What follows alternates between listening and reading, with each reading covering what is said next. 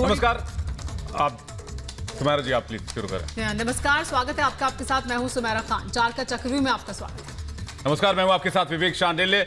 4 का चक्रव्यूह में हम आपको इस वक्त की तमाम बड़ी खबरें बताएंगे, लेकिन फिलहाल हम आगे बढ़ते हैं। नमस्कार, मैं हूं आपके साथ निधि वासंदानी और रवि। इससे पहले बताया, मैं आपको बताऊंगी कि एसपी बीएसपी की मैनपुरी में आज जो ऐतिहासिक रैली थी, क्यों अलग थलग नजर आए अजीत सिंह, क्योंकि वो पहुंचे ही नहीं, गायब रहे इस रैली से। आखिर क्यों? चौधरी अजीत सिंह का ये रूप देखने को मिला, मैं आपको बताऊंगी। नमस्कार, मैं हूं रवि मिश्रा और हम बात करेंगे प्रधानमंत्री की, जो कि आज व्यापारियों से होंगे रूबरू और उनसे बात करेंगे ताल कटोरा स्टेडियम में। पूरी खबर आपको दिखाएंगे, लेकिन उसके पहले हेडलाइन।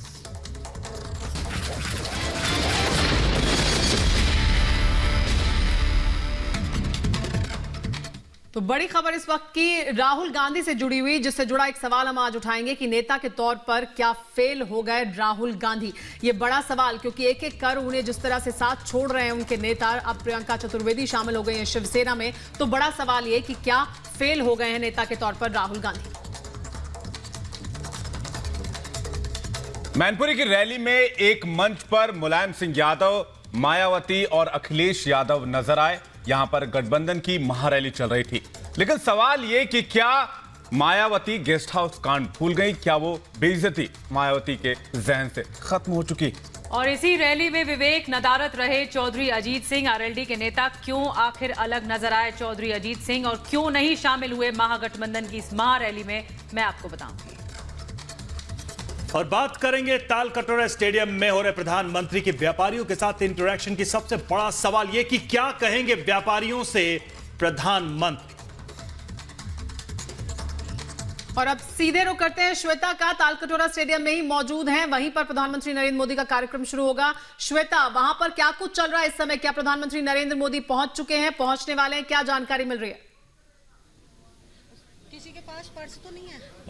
सुमेरा, अभी प्रधानमंत्री नरेंद्र मोदी नहीं पहुंचे हैं, थोड़ी ही देर में वो यहां पर पहुंचेंगे। लेकिन किस तरह से व्यापारी वर्ग उनको सुनने के लिए आज बेकरार है, इंतजार वो कर रहे हैं, क्योंकि ये वही व्यापारी वर्ग है जिसकी उम्मीदों को प्रधानमंत्री ने पूरा किया है। संकल्प पत्र में जिन बातों का जिक्र किया गया, उसके बाद ये बेहद खुश है। और ये सबसे पहले तस्वीरें मैं आपको दिखा रही हूँ, लंबी लाइन लगी है, लोग इंतजार कर रहे हैं कि कब वो अंदर जाएंगे, बैठेंगे, और जब प्रधानमंत्री यहाँ पर पहुंचेंगे तो किस तरह से उनके मन की बात आज होगी, व्यापारियों के मन की बात होगी। प्रधानमंत्री से आज आप लोग क्या सुनना चाहेंगे?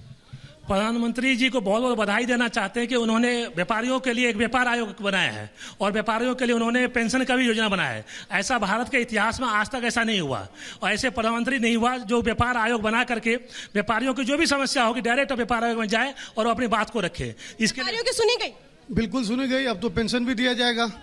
जितने इससे अच्छा आज तक भारतीय इतिहास में किसी भी पार्टी ने, किसी भी प्रधानमंत्री ने छोटे व्यापारियों को पेंशन का कोई। प्रधानमंत्री ने आप लोगों की बहुत सुनी और आप इसीलिए धन्यवाद आप देने आए। पेंशन की जो उम्मीद आप लोग रखते थे वो पहली बार पूरी हो। व्यापारियों के द्वारा पुनः एक बार मोदी सरकार 2019 में बनाने के लिए हम व्यापारी उनके सदा आभारी हैं। और ऐसे प्रधानमंत्री देश में पहले बार स्वतंत्र भारत में हुआ। और व्यापारी जितने छोटे व्यापारी हो या बड़े व्यापारी, जो छोटे और मध्यम व्यापारी हैं वो मौजूद हैं, और उनको लग रही है उम्मीद की व्यापारियों के लिए कुछ ठोस बोला जाएगा प्रधानमंत्री नरेंद्र मोदी जब संबोधित करेंगे।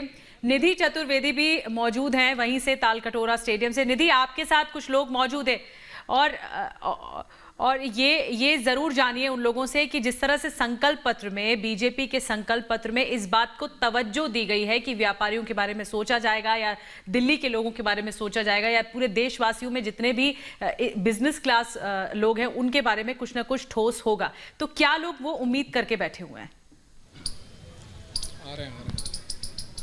बिल्कुल ऐसा पहली बार हो रहा है जब व्यापारियों के मन की बात प्रधानमंत्री मोदी जी के साथ होने जा रही है।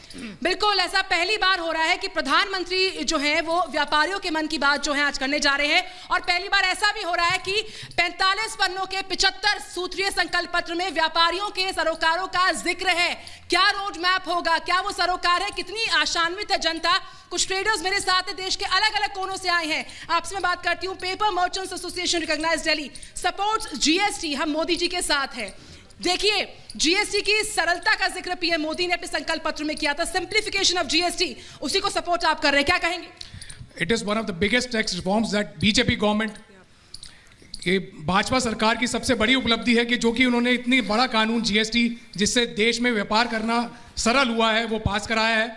और साथ ही पहली बार ऐसा हुआ है कि किसी पार्टी ने अपने चुनाव घोषणा पत्र में व्यापारियों का जिक्र करा है, जिसमें सबसे बड़ा हमारी बड़ी टाइम से रही एक डिमांड है कि व्यापारियों को भी एक पेंशन सिस्टम मिले, एक जीवन बीमा उन्होंने ऑफर करा है और साथ में एक व्यापारी उद्योग जगत के लिए उन्होंने एक आयोग का भी गठन करने की बात करी है। ऐसा हो रहा है कि चूंकि संकल्प पत्र में सारी जो उम्मीदें हैं व्यापारियों की सम्मिलित हैं, छोटे व्यापारी, मझोले व्यापारी और बड़े व्यापारी, सबके सरोकार एक वरिष्ठ नागरिक मेरे साथ है। सर, मैं चाहूंगी आप बोले कैमरे की तरफ देख के कि किस उम्मीद के साथ आप यहाँ पर आए हैं। मंच पर मोदी जी होंगे और इस मौके को गंवाना नहीं चाहेंगे। आप क्या सुनना चाहते हैं अपने प्रधानमंत्री से, बताएं। हम तो यही चाहते हैं कि प्रधानमंत्री मोदी जी बने और जो है 400 सीटों के साथ आए और उन्होंने जितने भी जो लोगों से वायदे किए हैं उनको पूरा करने की कोशिश करें। बिल्कुल, वायदों को पूरा करने की कोशिश की गई है, धरातल पर उतारा गया, ये उम्मीद निधि आपके पास वापस लौटेंगे। श्वेता त्रिपाठी हमारे साथ लगातार है।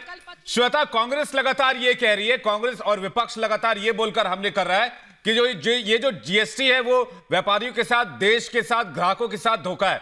क्या वहां पर जो लोग पहुंचे हैं वो भी यही मानते हैं?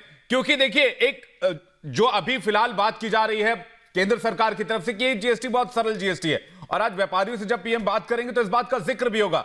तो कांग्रेस के हमले को ये लोग किस तरह देखते हैं? देखिए विवेक, यही महत्वपूर्ण हो जाता है क्योंकि व्यापारी वर्ग जो शायद इस बात को जानता है कि कैसे बीजेपी ने उनके सपनों को पूरा किया है संकल्प पत्र के जरिए, एक बड़ी उम्मीदों को पूरा करने की आगे भविष्य में एक कोशिश है।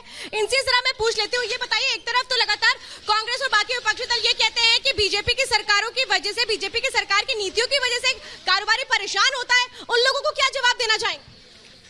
ऐसा है मैम,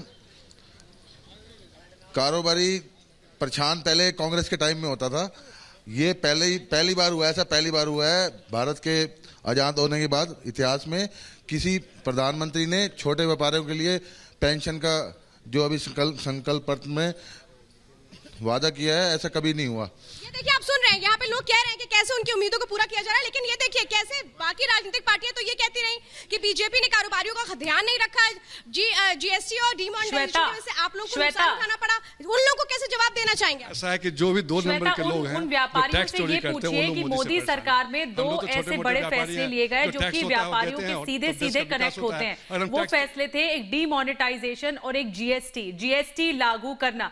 तो आप ये बताइए, उनसे सीधा सवाल पूछिए लोगों से कि वो, क्योंकि व्यापारी जुड़े हैं आपके साथ, वो क्या समझते हैं? आप लोग खुश है, व्यापारी वर्ग खुश है, तो क्या कुछ राजनीतिक पार्टियों को अच्छा नहीं लगता? नहीं, उनको अच्छा नहीं लगेगा, कांग्रेस पार्टी को नहीं अच्छा लगेगा। अच्छा। पहली बार सरकार आई है जिसने व्यापारियों का, छोटे लोगों वर्गों का ध्यान दिया है, पेंशन का है, आयुष्मान का है और बहुत सारी योजनाएं हैं। बहुत अच्छी सरकार है, दोबारा भी ये बनना है। देखिए निधि, आप ये सुन रहे हैं, यहाँ साफ तौर पे ये लोग कह रहे हैं कि कांग्रेस ने इनका ध्यान नहीं रखा, इनकी बातों को नहीं समझा गया। निधि चतुर्वेदी भी हमारे साथ हैं, चलेंगे उनके पास। श्वेता, निधि के पास चलेंगे। निधि, लोगों से जानने की कोशिश करिए कि जो संकल्प पत्र लाया गया है बीजेपी की तरफ से, उसमें जो चीजें जिक्र की गई, जिस तरीके के वादे किए गए, उस पर क्या कहना है लोगों का? बिल्कुल, संकल्प पत्र में जो संकल्प किए गए हैं, जिनका सरोकार इन सभी व्यापारी गणों से, करोड़ों की संख्या में लोग यहां पर पहुंचते हैं, कौन कौन सी ऐसी बातें हैं जिन्होंने आपको खासा जो है प्रभावित किया है? एक्सीडेंटल इंश्योरेंस का जिक्र करें, 10 लाख तक का है। व्यापारियों के लिए क्रेडिट कार्ड के ऐलान का जिक्र है, साथ ही साथ यहां पर कर की दर में निरंतर कटौती और जीएसटी का सिंप्लीफिकेशन। किस तरीके से आप इसको लेते हैं और आने वाले वक्त में कौन सा रोड मैप आप देख पा रहे हैं? सरकार कैसे क्रियान्वित करेगी इसको? सबसे पहले जो छोटे दुकानदारों पर जब जीएसटी लगा था तो दुकानदारों में एक असमंजस की स्थिति थी। धीरे धीरे जीएसटी की दरों में जिस प्रकार से कमी की, दुकानदार आज अपना व्यापार जो कर रहा है वो ईमानदारी के साथ कर सकता है। सबसे बड़ा फायदा आज जो संकल्प पत्र है, ये मैनिफेस्टो नहीं है। मोदी जी ने जितनी भी योजनाएं दुकानदारों के लिए दी हैं, किसी के भी पार्टी के मैनिफेस्टो के अंदर ये योजनाएं दुकानदारों के लिए नहीं है। सबसे बड़ी बात, जो 60 साल का बुजुर्ग व्यक्ति जो दुकान पर बैठकर अपनी उम्र 60 साल के होने के बाद उसको जो पेंशन मिलेगी, उसके कारण लोगों को एक उत्साह है। इसके साथ साथ दिल्ली के अंदर जो सीलिंग की मार दिल्ली के व्यापारी झेल रहे हैं, उसके कारण दिल्ली सरकार जिस प्रकार से व्यापारियों के साथ छल कर रही है, मोदी जी के प्रति उनमें एक आस्था है कि मोदी जी जैसे दोबारा प्रधानमंत्री बनकर आ रहे हैं और हमारी सीलिंग की मार जो है वो भी समाप्त होगी। बिल्कुल, एक महिला भी मेरे साथ है, उनसे पूछते हैं, चूंकि संकल्प पत्र का ऐलान होता है और महिलाओं का जिक्र करें, व्यापारियों का जिक्र करें, उनके सरोकार काफी ऊपर है, आप कितनी उम्मीद रखती हैं? क्या मंच पर बोलेंगे प्रधानमंत्री आप सभी के लिए? जी मैं मोदी जी ने जो अभी ये व्यापारियों के लिए किया, मैं उसका स्वागत करती हूँ। इन्होंने जो 10 लाख तक का बीमा जो किया छोटे व्यापारियों के लिए, और साथ ही जो पेंशन का ऐलान किया, ये बहुत ही अच्छा इनका कदम बढ़ाया इन्होंने मोदी जी ने। और इससे पहले जो जीएसटी का भी किया, उसका भी मैं उसके लिए भी बहुत बहुत हम लोग आभारी हैं। उन्होंने बहुत अच्छे कार्य कर रहे हैं और लेडीजों के लिए हम जो यहाँ पर सुन पा रहे हैं लोगों से, वो एक अलग ही तस्वीर है। आमतौर पर विपक्ष की तरफ से जो हमला होता है बीजेपी पर, वो जीएसटी को लेकर होता है, नोटबंदी को लेकर होता है, लेकिन जीएसटी को लेकर भी यहाँ पर जो संकल्प पत्र में वादे किए गए हैं, और जीएसटी के अलावा भी और जो तमाम व्यापारियों से वादे किए गए हैं, तो व्यापारियों के हितों को किस तरह से ध्यान में रखा जा रहा है, ये एक बार फिर यहाँ पर प्रधानमंत्री नरेंद्र मोदी बताने वाले हैं। तो वो जो एक हमला लगातार रहा है, उसको भी कहीं ना कहीं काउंटर करने की कोशिश, बताने की कोशिश कि बीजेपी किस तरह से व्यापारियों की सोच रही है, छोटे व्यापारियों की सोच रही है। बिल्कुल सुमेरा, बिल्कुल ठीक है आपने कहा। छोटे व्यापारियों का जिक्र करें, मझोले व्यापारियों का, और हर जो तबके का व्यापारी है उसके सरोकारों का चूंकि ख्याल रखा है, इसलिए जो है एक थैंक्स गिविंग जेस्चर है व्यापारियों का। चूंकि यहाँ पर तमाम लोग पहुंचे हैं, जीएसटी का सरलीकरण और डीमोनेटाइजेशन, इस पर जो है विपक्ष अक्सर हमलावर मुद्रा में नजर आई है, लेकिन चूंकि उस हित का भी ख्याल रखा है। पीएम ने कहा कि भाई चाहे कर की दर में कटौती की बात करें, जीएसटी के सरलीकरण की बात करें, और तमाम योजनाएं, तो आप लोग बहुत ही पॉजिटिव है उसको लेकर, इसलिए आप आए हैं। करोड़ों व्यापारी मोदी के आभारी। आज तक देश में जितनी भी सरकारें आई हैं, विशेषकर कांग्रेस की, सबने व्यापारियों को 2 दर्जे का नागरिक बना रखा है। काले कानून बना के कांग्रेस ने व्यापारियों को ब्लैकमेल कर रखा है। पहली बार मोदी जी ने हमें कुछ उम्मीद, कुछ उत्साह दिया है, जो हमें शामिल किया है, जिससे उन्हें उम्मीद करते हैं, उनका हम धन्यवाद करना चाहते हैं कि ऐसे करते रहेंगे।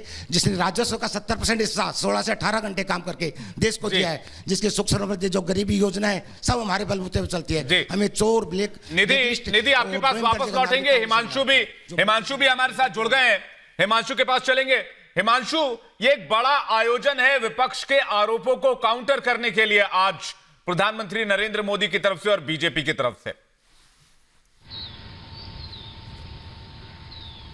जी बिल्कुल, देखिए प्रधानमंत्री नरेंद्र मोदी भारतीय जनता पार्टी की यदि बात करें और खासकर दिल्ली प्रदेश की यदि बात करें, तो दिल्ली प्रदेश में सबसे ज्यादा यदि सपोर्टर भारतीय जनता पार्टी के हैं तो वो व्यापारी ही हैं। और कहीं ना कहीं जीएसटी लागू होने के बाद, नोटबंदी के बाद में जिस तरीके से लगातार विपक्ष जो है वो व्यापारियों की आड़ लेकर सरकार को कटघरे में खड़ा करता रहा है, बार बार सवाल उठाता रहा है, तो आज प्रधानमंत्री नरेंद्र मोदी राजनीतिक तौर पर एक मैसेज देना चाहते हैं उन तमाम। जी हाँ, आप सुन रहे हैं, लगातार हमारे जो संवाददाता, मेरे जो सहयोगी हैं, वो मौजूद है तालकटोरा स्टेडियम के बाहर ही। प्रधानमंत्री नरेंद्र मोदी भी बस कुछ ही देर में यहाँ पहुंचेंगे और संबोधित करेंगे, और सिर्फ व्यापारियों के लिए ही नहीं, दिल्ली में भी और आसपास भी जो लोगों को वो संबोधित करेंगे, उसमें कई बड़ी बातें होंगी। लेकिन एक बड़ी खबर आ रही है इस बीच, प्रियंका चतुर्वेदी पर सिंधिया की सफाई सामने आई है। बदसलूकी करने वालों ने माफी मांगी, ये ज्योतिरादित्य सिंधिया की बात सामने निकल कर आ रही है। कांग्रेस में माफी मांगने पर ही पार्टी में वापसी, ये बताया जा रहा है। और सिंधिया ये कहना है कि उनकी सफाई सामने आई। जी हाँ, वो ये कह रहे हैं कि माफी मांग ली थी, माफी मांगने के बाद ही हमने उनको वापस लिया था पार्टी में, तो कार्रवाई की गई थी। हमने प्रियंका चतुर्वेदी के शिकायत पर कार्रवाई की थी, हमने उन्हें न्याय दिया था। ये सफाई दे रहे हैं ज्योतिरादित्य सिंधिया, ये कहते हुए कि जब प्रियंका चतुर्वेदी ने कांग्रेस पार्टी के उन कार्यकर्ताओं को लेकर शिकायत की तो उन पर कार्रवाई की गई। जब उन्होंने माफी मांगी तभी उन्हें पार्टी में शामिल किया गया, क्योंकि प्रियंका चतुर्वेदी ये कह रही थी कि उन्हें पहले निकाला गया लेकिन वापस पार्टी में ले लिया गया जिन्होंने प्रियंका चतुर्वेदी के साथ बदसलूकी की। तो सफाई देने की कोशिश ये कहते हुए कि न्याय किया है हमने प्रियंका चतुर्वेदी के साथ, क्योंकि देखिए कैसे वो घिरे हैं महिला सशक्तिकरण के मुद्दे पर, महिलाओं के मुद्दे पर, क्योंकि प्रियंका चतुर्वेदी ने यही आरोप लगाया कि आप महिला सशक्तिकरण पर बड़ी बड़ी बात करते हैं, लेकिन वो सब दिखावा है। पार्टी ने मुझसे मैंने उनको बताया था जो मेरी तकलीफ थी और क्या मेरी पीड़ा थी इस मुद्दे को लेकर, और मैंने ये भी जाहिर किया था कि मेरी पीड़ा इस बात की है कि ये सब जानने के बावजूद, सस्पेंशन के बावजूद भी उनको रीइंस्टेट किया जा रहा है, तो कहीं ना कहीं वो मुझे फेल करता है। तो प्रियंका चतुर्वेदी को आपने सुना साफ तौर पर किस तरह उन्होंने कहा कि मैं आत्मसम्मान की लड़ाई लड़ रही थी, लेकिन ज्योतिरादित्य सिंधिया की सफाई सामने आई है कि अंदर खाने सब कुछ ठीक है और माफी मांग ली गई थी। और जाहिर सी बात है यहाँ पर एक पूरी कोशिश की जा रही है कि कांग्रेस डिफेंसिव हो रही है, अपने आप का बचाव कर रही है और कोई कुछ गलत नहीं हुआ है। प्रियंका चतुर्वेदी के साथ कांग्रेस इस बात को तरजीह देते हुए सफाई दे रही है। ज्योतिरादित्य सिंधिया जो कि वेस्टर्न यूपी के प्रभारी हैं और उन्होंने इस बात की सफाई दी है कि किसी भी तरह से कुछ गलत नहीं हुआ प्रियंका चतुर्वेदी के साथ और उन्हें पूरा न्याय मिला है और ये बात की सफाई दी है ज्योतिरादित्य सिंधिया। लेकिन वो कहते हैं ना बहुत देर कर दी हुजूर आते आते, तो इस सफाई आते आते देखिए बहुत देर हो गई। प्रियंका चतुर्वेदी पार्टी छोड़ चुकी हैं, शिवसेना ज्वाइन कर चुकी हैं। अब इस सफाई का क्या मतलब है ये तो कांग्रेस के लोग ही जाने, ये सिंधिया ही जाने।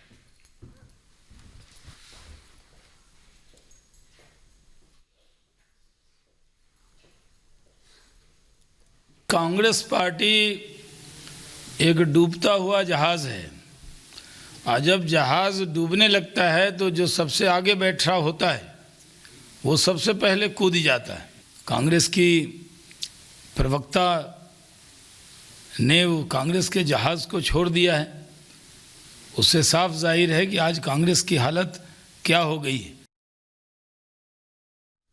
तो ज्योतिरादित्य सिंधिया ने सफाई दी है कि पार्टी के अंदर महिलाओं का सम्मान किया जाता है, पार्टी के अंदर महिलाओं का सम्मान होता है और जिन लोगों ने प्रियंका चतुर्वेदी के साथ बदसलूकी की थी उन लोगों के माफी मांगने के बाद ही उनकी वापसी हुई है। क्या कुछ कहा ज्योतिरादित्य सिंधिया ने, आपको सुनवाते हैं। जो घटना घटी वो मेरे कार्यकाल में नहीं घटी थी, वो घटी थी पिछले वर्ष अगस्त के माह में। मुझे जिम्मेदारी केवल मिली है जनवरी के अंत में। वर्तमान के जो वहाँ के उम्मीदवार हैं, जब उन्होंने कहा कि इन लोगों की ज़रूरत है तो मैंने कहा था पहले जाके माफ़ी मांगे। लिखित रूप में उन्होंने माफ़ी मांगा है, उन्होंने माफ़ी मांगा है SMS के द्वारा। माफ़ी मांगने के बाद अगर किसी के द्वारा गलती हुई हो पूर्व में